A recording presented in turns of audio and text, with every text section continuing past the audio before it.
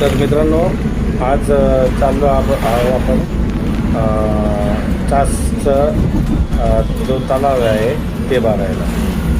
आता चासला आल्यानंतर आपण थोडं राईटला वळायचं आणि राईटला वळाल्यानंतर मग इथून 1 ते 1.5 किलोमीटरचा रस्ता आहे. हा रस्ता क्रॉस करायचा आणि इथं आल्यानंतर बघा, एक तर हे कॉलेज आहे, इथून एक रस्ता आहे. हा रस्ता पूर्ण क्रॉस करून ह्याच्या कॉलेजच्या बॅक साईडला जायचं. तर आलो आहे आपण आता तलावाच्या साईडला आणि जस्ट आता प्लस हे बघा, हे तलावाची सुंदर सुंदर डोंगर हे सगळे ते साठवण तलावाच्या तिकडच आहे.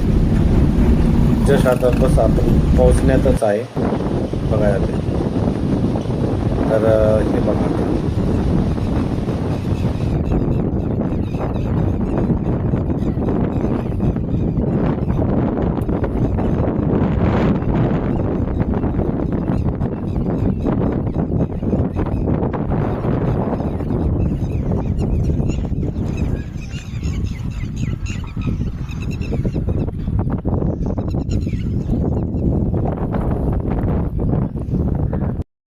चला तर मित्रांनो, मी आज आलो आहे चास कामरगाव येथे.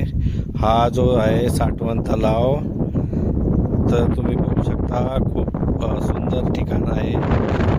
आता उन्हाळा आहे, उन्हाळा असल्यामुळं तळ्यातलं पाणी तर आटलं आहे, पण आपण बघू शकता की हे बघा, खूप सुंदर वातावरण आहे.